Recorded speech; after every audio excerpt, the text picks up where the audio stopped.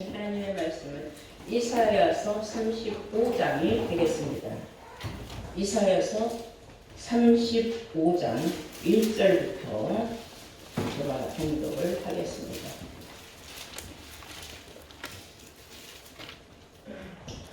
광야와 메마른 땅이 기뻐하며 사막이 백합화 같이 피어 즐거워하며 무성하게 피어 기쁜 노래로 즐거워하며 레바논의 영광과 갈멜과 샤론의 아름다움을 얻을 것이라. 그것들이 여호와의 영광 곧 우리 하나님의 아름다움을 보리로다. 너희는 약한 손을 강하게 하여 주며 떨리는 무릎을 굳게 하여 주며 겁내는 자에게 이르기를 너는 굳세게 하라. 두려워 말라. 보라, 너희 하나님이 오사 보수하시며 보복하여 주실 것이라.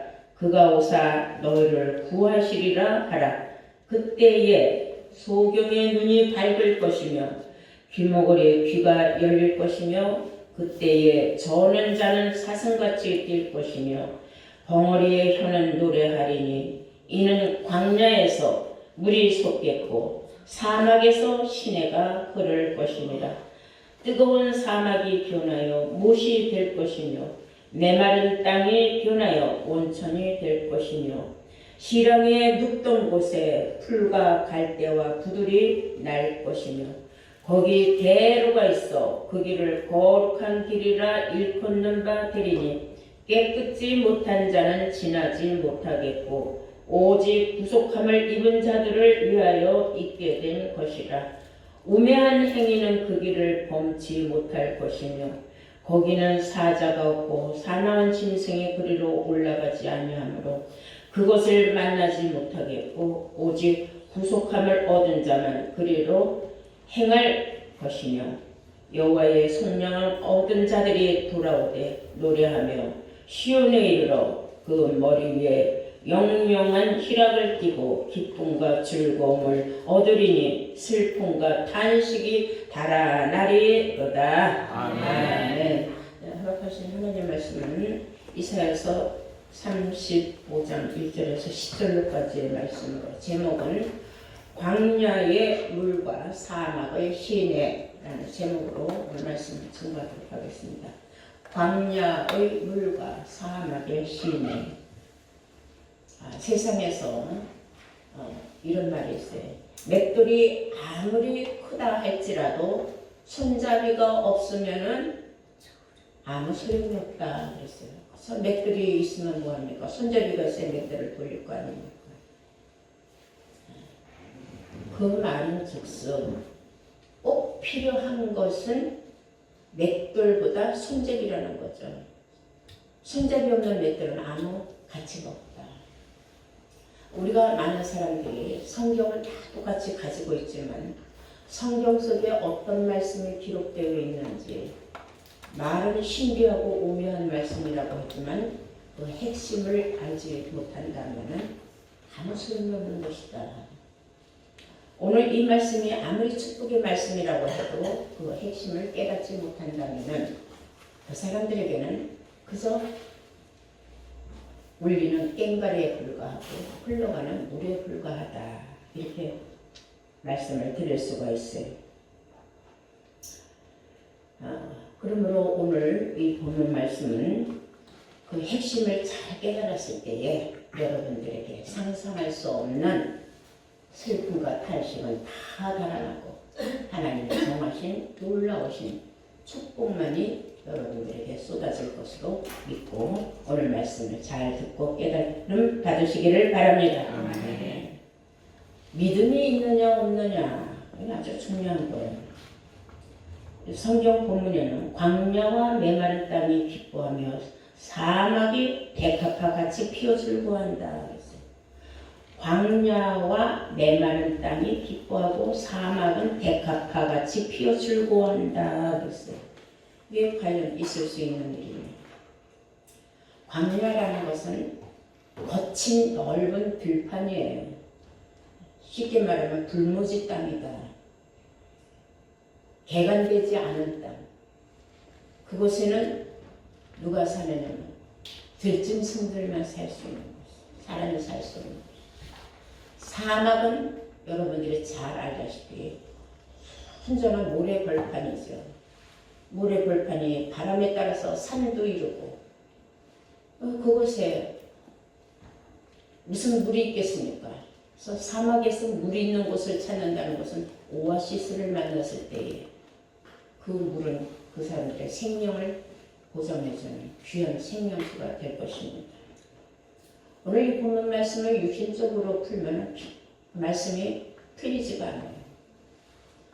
어떻게 하나님 말씀을 들었다고 해서 귀머거리 귀가 열리고 소경이 눈을 뜨고 벙어리 혀가 풀리겠습니까? 이 말씀은 영적인 말씀으로 영적인 소경과 영적인 귀머거리와 영적인 벙어리들에게 기적이 일어날 수 있다는 것을 알려주는 기막힌 축복의 메시지라는 것을 아시기 바랍니다. 이렇게 광야에 물이 솟고 사막에 시내가 흐를 때에 그 물을 맛본 사람들은 슬픔과 탄식이 달아날 수밖에 없고 기적을 만나는 사람들에게만 해당되는 말씀이라는 사실을 아시기 바랍니다. 구약 출애굽기 3장 1절에서 5절까지 말씀을 보시면은 모세는 광야에서 자기의 자민의 양떼들을 지키는 목자였어요. 그러니까는 목동이죠. 그가 양떼들을 이끌고 광야에서 그 양떼들에게 풀을 찾아서 이리저리 헤맬 때에 어떤 힘에 이끌려서 간 곳이 불이 떨같이 일어나는 호렙산에 자기도 모르게 갔어요. 양떼를 이끌고 갔는데 거기에서 누굴 만났느냐? 하나님을 만났어요. 광야에서 하나님을 만나는 기적도 있었다. 또 마태복음 1장 4장 마태복음 4장 1절부터 보시면 예수님은 성령의 이끌림을 받아서 자기가 원해서가 아니에요. 성령의 힘에 이끌림을 받아서 어디로 나갔느냐? 광야로 나갔어요. 거기에서 마귀에게 시험을 받았어요. 마귀에게 시험을 받았다. 그 성경에 마귀에게 시험을 받으러 광야로 나가게 되셨다. 그래서 결국은 마귀의 시험을 다 이겨냈어요. 무엇을 이겨냈느냐? 기록된 말씀으로 이겨냈다는 겁니다. 이것을 우리 모두가 세상에서 살면서 여러 가지 환난과 시험이 올 때에 이겨낼 수 있는 것은 기록된 말씀으로 여러분들이 이겨낼 수 있다는 희망의 메시지인 줄로 믿습니다. 나는 이제 힘들다, 죽었다, 아유 끝났다, 하나님이 날 버렸다 이렇게 부정적으로 말할 게 아니라 그동안 내가 받은 말씀 중에 지금 이 시험을 이겨낼 수 있는 것이 무엇인가 딱 생각을 해서 제가 거기에 해당되는 말씀을 빨리 찾아내서 그 말씀으로 자기에게 오라고 생각을 해야 돼요. 하나님이 기록된 말씀에 의하여 나는 이겨낼 수 있다라는 신념을 가지는 여러분들은 어떤 시험 환난도 이겨낼 수 있는 줄로 믿습니다.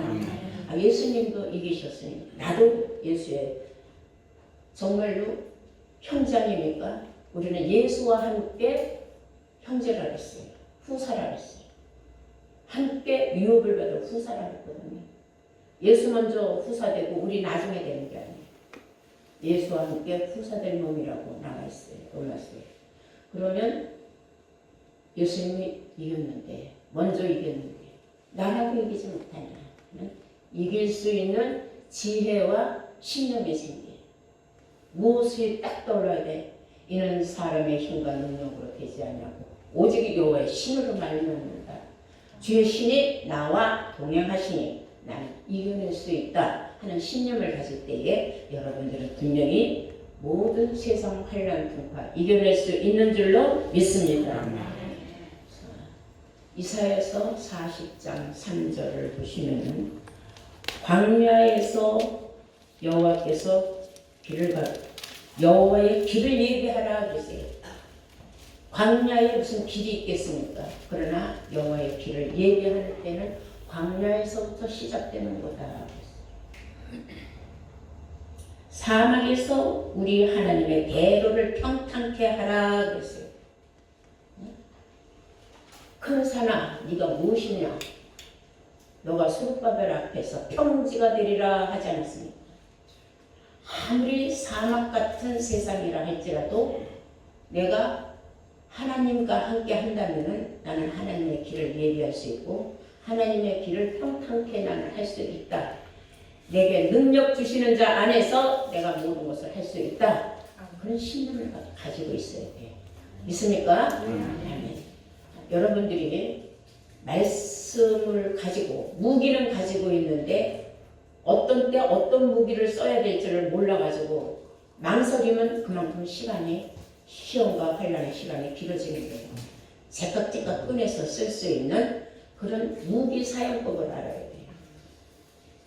성경이 말하는 무기라는 것은 전쟁터에서 쓰는 그런 무기가 아니라 하나님의 말씀이 그 무기예요.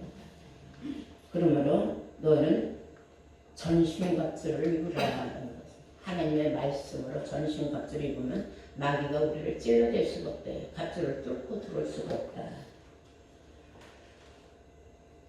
이사야 선지자는 또 이사야서 51장 3절에 우리가 잘 아는 말씀이세요. 광야가 에덴같이 된다. 여호와의 동산같이 된다. 그때 너는 기뻐 즐거워하고 기뻐하는 마음이 장화하리로다. 이사야서 53장 한번 볼까요? 3절입니다. 이사야서 53장 3절.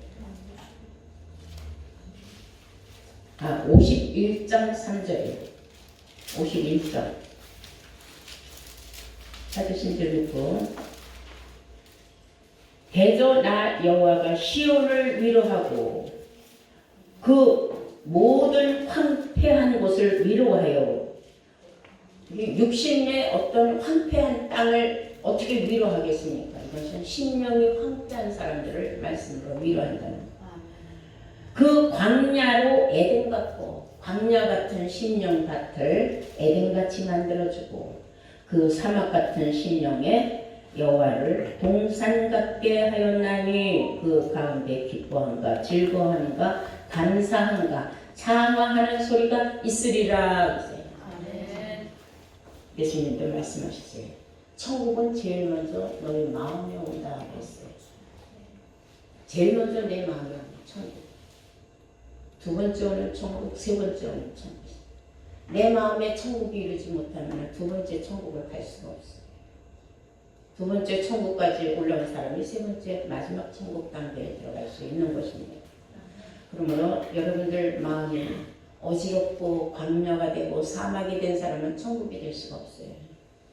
그곳에 물이 나와야 돼요. 광야 같은 마음속에 물이 나와야 돼요. 사막에 시내가 흐르요. 그때의 내 마음이 여호와의 동산, 에덴 동산같이 된다는 거예요. 믿습니까? 네. 그래서 여러분들은 항상 그동안 들은 말씀을 어떻게 내가 사용을 하는지를 몰랐어요. 하나님을 최대한 우리는 붙잡고 이용을 해야 돼요. 내가 복을 받기 위해서. 하나님은 그걸 또 좋아하셔요. 내 맛대로, 내 능력을 의지하고 나 혼자 잘난 듯이 그것은 교만입니다. 우리는 하나님의 도우심 없이는 하루도 살 수가 없는 그러한 인간으로 세상에 지어줌을 받았어요. 하나님을 닮았다고 하지 않았습니까? 하나님의 자녀. 세상의 자녀들도 힘들고 어려우면 누구를 의지해요? 부모를 의지해요. 똑같은 겁니다. 그래서 우리는 시편 107편 4절에 기록되기를 저희가 광야와 사막길에서 방황을 하며 거할 곳을 찾지 못했다. 방황하는 사람, 심령이 방황하는 사람, 거할 성을 찾지 못했다. 어딜 가야 하나님의 말씀이 있을까?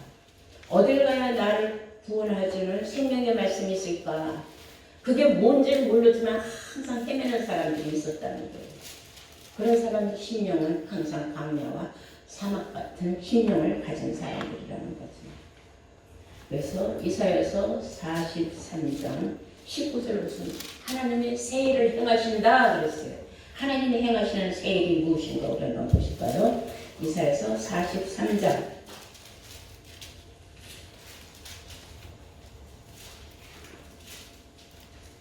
19절입니다. 보라, 내가 새 일을 행하리니, 그은 일이 아니에요. 지나간 일이 아니에요. 새로운 일을 행하리니 이제 나타낼 것이라. 너희가 그것을 알지 못하겠느냐. 정령이 내가 광야의 길과 사막의 길을 내리니 장차 들짐승 곧 시람과 및 타조도 나를 존경할 것은 내가 광야의 물을 사막의 강들을 내어서 내 백성 나의 택한 자로 마시게 할 것임이니라. 아멘. 이런 놀라운 축복을 하나님이 이미 작정을 하셨는데 그 일은 새 일이다 이거예요. 예전에는 알지 못했던 일. 여러분들도 오늘 이 말씀을 통하여 이것이 바로 하나님의 행하시는 새로운 일이구나 하는 것을 깨닫게 된 줄로 믿습니다. 아멘. 광야에서 물이 솟고 사막에 시내가 흐를 때에 이것은 실상적인 저런 광야 저런 사막 땅을 얘기하는 게 아니라 내 심령밭이라는 걸 알았어요. 내가 이 심령밭에서 내가 물이 흐르는다.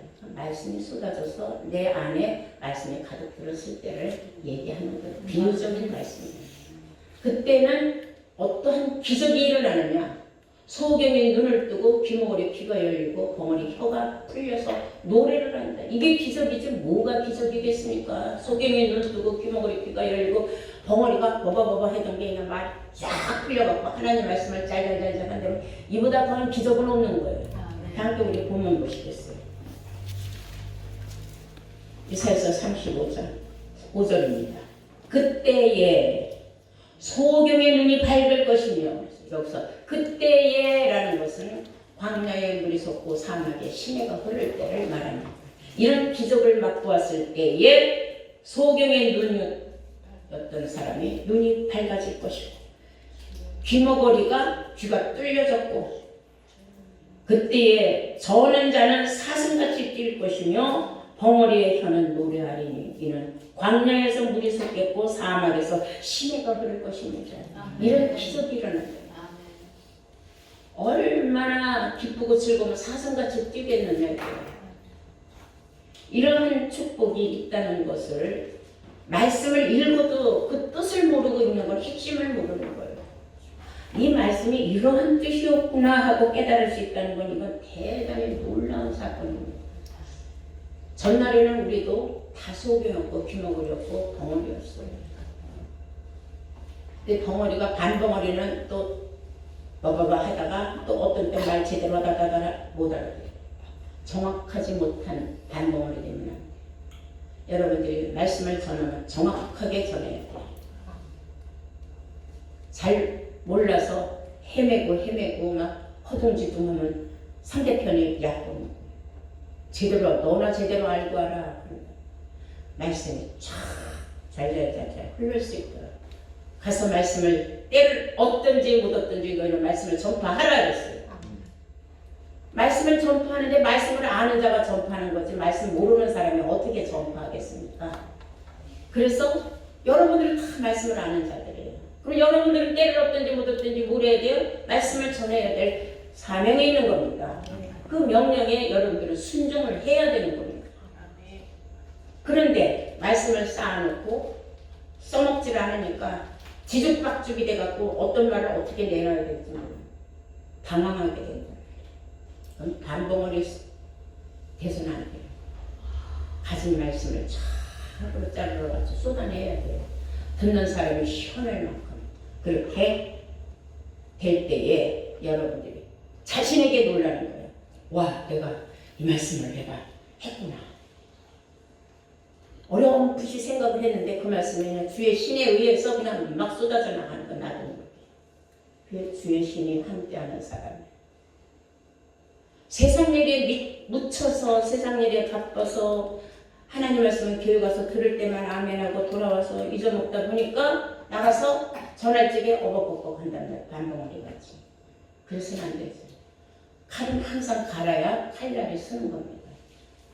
그래서 항상 말씀을 상고를 해야 돼요. 예수님한테는 너희가 이 말씀을 상고하거니와 이 말씀은 내게 대하여 증거한 것이다. 그것이 꼭 영생을 얻는 길이다 그랬어요. 여기가 사슴같이 뛴다. 사슴이 물을 찾아 헤매는 거예요. 목이 말라. 이산저산 뛰어다니는데 옹달샘을 못 만났어요. 계곡을 못 만났어요. 얼마나 헐떡이겠습니까? 그런 사슴의 입장에서는 갈급해요. 뭐가 갈급하다? 물이 갈급해요. 그럼 사람도 영혼이 갈급한 사람이 있어요. 자, 그런 것을 비유적으로 시편 42편에 기록이 되어 있어요. 다 함께 시편 42편을 보시겠습니다. 하나님이여, 사슴이 시냇물 찾기에 갈급함 같이 내 영혼이 주를 찾기에 갈급하나이다 그랬어요. 사슴이 물을 찾아 헤매서 이산저산 뛰다니는 것과 같이 내 영혼이 주를 찾아 지금 갈급하게 지금 헤매고 있습니다. 이런 사람들이 세상에 참 많아요. 여러분들은 물론 갈급한 중에 이 말씀을 받아서 온 사람도 있지만 우연히 정말 인도자를 잘 만나서 이 자리에 지금 와서 놀라운 이 기적의 말씀을 지금 맛보고 있는 거예요. 저는 말할 수 없는 행운아들입니다. 하나님이 택한 사람들이에요. 이사야서 43장 우리가 보면 주를 만나는 기쁨을 찬양하는 말씀이 있어요. 시편 43편 함께 시편 43편 4절 보시겠습니다.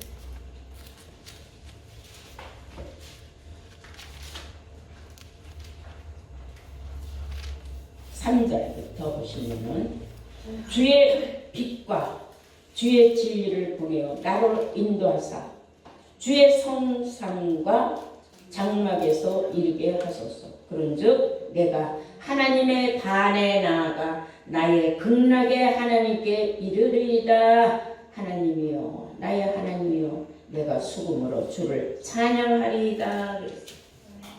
자, 극락세계라는 것은 불교에서만 쓰는 단어인 줄 알았는데 성경에 나온다는 건 여러분들 놀라운 말씀 아닙니까? 극락의 하나님이에요. 극락세계도 하나님이 주권 아래에 있다는 겁니다. 나의 극락의 하나님께 이르는이다. 수금으로 내가 하나님 앞에 찬양을 하고 싶습니다. 주의 빛과 진리로 나를 인도해 주셨으니 얼마나 감사한지 모르겠습니다.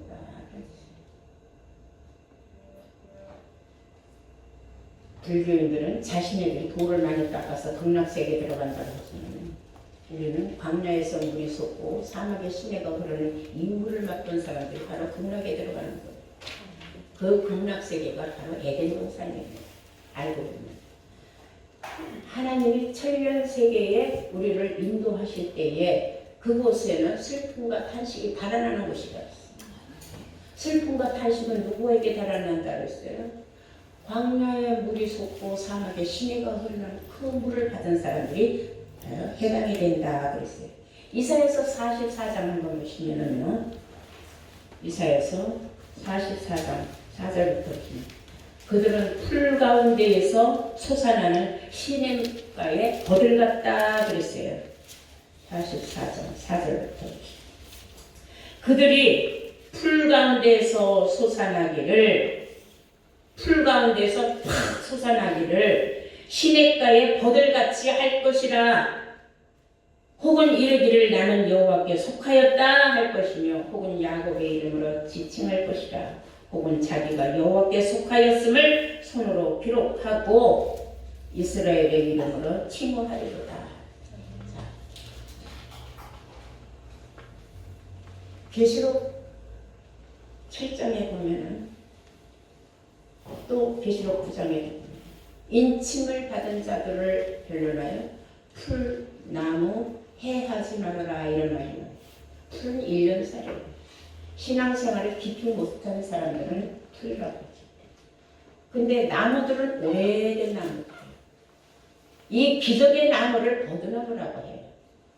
성경은 버들이라고 했는데 버들잎이라는 말을 들어봐서도 버들나무라는 말은 여기서 성경으로 처음 알았어요. 버드나무를 말하는 거예요. 버드나무는 어디에 있어요? 다 보면 시냇가에 있어요. 그런데 이런 풀하고 비교가 안 되게 팍 솟아났다 이게. 주먹밖에 솟아났다. 풀은 많지만 나무는 드문 거예요. 이 나무들은 어디에 있다? 시냇가에 있다. 그래서 성경에 말씀하시기를 3절에 이사야서 44장 3절 보시면 대저 내가 가란 자에게 물을 주며 갈급한 자에게 물을 주며 마른 땅에 시내가 흐르게 하며 나의 신을 네 자손들에게 나의 복을 네 후손에게 내리리니 그들이 풀 가운데서 솟아나기를 시냇가에 버들같이 할 것이라. 아멘. 시냇가에서 솟아나는 버들나무같이 할 것이라. 이런 자들에게 내가 복을 내린다 이 말이에요. 복을 받은 사람, 이 사람들은 바로 시냇가에 심겨져 있는 나무들로 비유가 되었다. 이거 잘하는 말씀 있죠? 시편 1편 보실까요? 시편 1편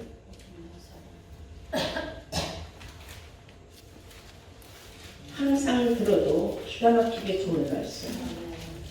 3절 저는 시냇가에 심겨 나무가 시절을 쫓아 가시를 맺으며 그 잎사귀가 마르지 아니함 같으니 그 행사가 다 형통하리로다. 아멘.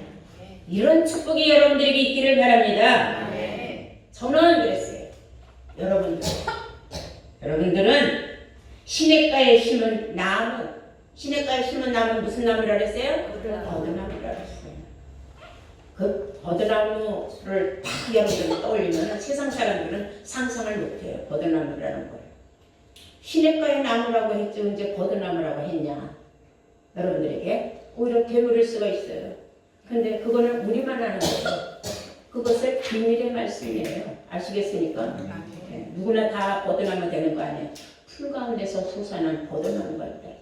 그 나무가 바로 시냇가에 심겨져 있는 나무다. 저는 시냇가에 심은 나무가 시절을 쫓아 가시를 맺으며 그 잎사귀가 마르지 아니함 같으니 항상 물을 먹고 있기 때문에 잎사귀가 마를 일이 없다. 그 잎사귀가 마르지 아니함 같으니 그 행사가 다 형통하리로다. 다 형통하리로다. 따라서 다 형통하리로다. 다 형통하리로다. 아멘. 입으로 시인하여 구원에 이른다 했습니다. 여러분 따라서 한 사람은 다 형통할 줄로 믿습니다. 여러분 형통해야 합니다. 여러분들 범사가 형통해야 합니다. 지금은 여러 가지로 환경에 의해서 모여야 힘들고 어려움이 있다죠. 결국은 다 풀리게 돼 있어요. 결국은 다 형통하게 돼 있어요. 이게 하나님의 법칙이에요. 이 법칙을 믿음으로 받는 사람은 아멘. 예수님 말씀하셨어요. 요한복음 7장 38절에 나를 믿는 사람은 그랬어요. 나를 믿는 사람은 성경의 이름과 같이 그 배에서 생수가 강같이 솟아난다 그랬어요. 이 배에서 무슨 강이 솟아나겠어요? 오자는 거였어요. 그것은 하나님의 말씀 받은 사람. 시냇가에 심겨진 그 버드나무를 물을 머금고 있기 때문에 언제든지 그 물을 토해낼 수 있다. 이해가 돼요? 네. 이런 놀라운 말씀을 여러분들이 지금 받고 깨닫고 있다는 것은 이루 말할 수 없는 축복의 메시지입니다. 이것이 오늘 기적을 만드는 말씀입니다. 여러분들 삶에 기적이 일어납니다. 오늘 이후로 여러분들 삶 속에 기적이 일어납니다. 왜? 여러분들 광야에 물이 솟고 시원하게 시내가 흐르는 그 물을 여러분들이 지금 다 흡수했어요. 여러분들이 소경에 눈을 떴습니다. 귀머거리 귀가 열렸습니다. 벙어리 혀가 풀려서 여러분들이 하나님 말씀을 노래를 합니다. 이 얼마나 기적이요 축복입니다. 이 일로 인하여 시냇가에 심은 버들나무와 같이 모든 범사가 형통하고 모든 소원 성취가 이루어지는 복된 여러분들로 축복받기를 주의 이름으로 축원합니다. 네.